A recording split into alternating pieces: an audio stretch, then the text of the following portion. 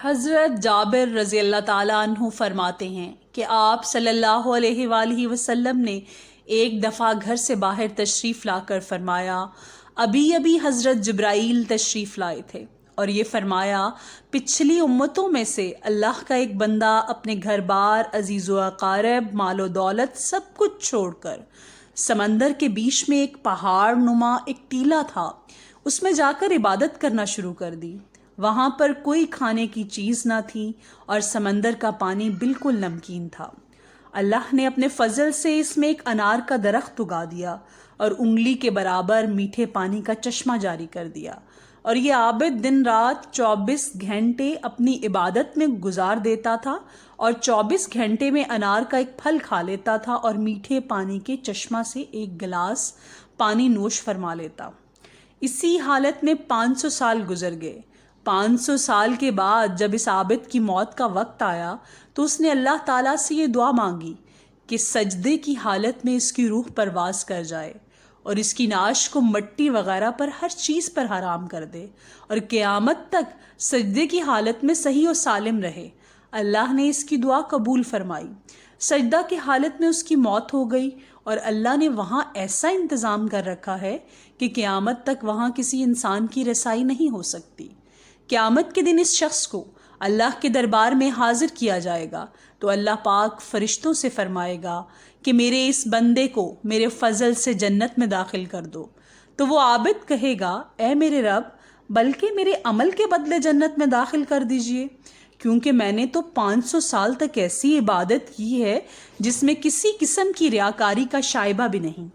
اللہ پاک فرمائے گا، میری رحمت سے داخل کر دو، تو یہ بندہ پھر کہے گا، میرے عمل کے بدلے میں داخل کیجئے، تو اس پر اللہ پاک فرمائے گا، اس کے عمل اور میری دی ہوئی نعمتوں کا موازنہ کرو۔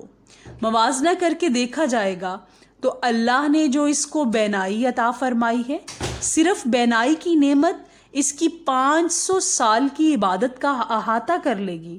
اس کے بعد پورے جسم میں کان کی نعمت، زبان کی نعمت، ہاتھ کی نعمت، ناک کی نعمت، پیر کی نعمت، دل و دماغ کی نعمت، ان سب کا بدل باقی رہ جائے گا۔ پھر ان کے علاوہ وہ جو 500 سال تک اللہ نے میٹھا پانی پلایا اور انار کا پھل کھلایا، ان تمام کا بدل تو باقی رہ جائے گا۔ اللہ پاک فرمائے گا، اس کی 500 سال کی عبادت تو صرف ایک نعمت کے بدلے میں ختم ہو گئی، ہماری باقی نعمتوں کا بدل کہاں ہے؟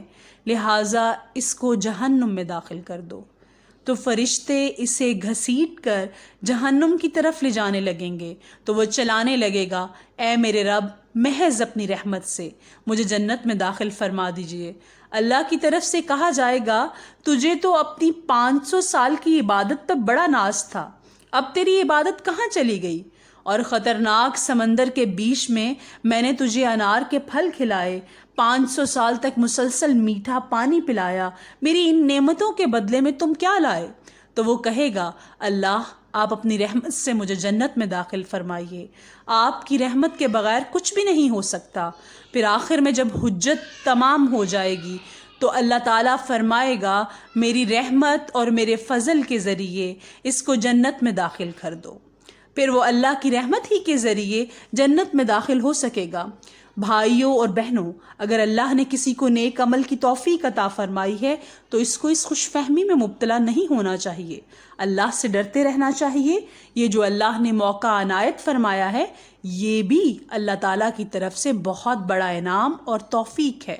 اگر اللہ کی طرف سے توفیق نہ ہو تو موقع ہونے کے باوجود انسان عمل نہیں کر سکتا۔ اسلامک ویڈیوز کی سپورٹ کے لیے چینل کو سبسکرائب کر دیں۔ شکریہ۔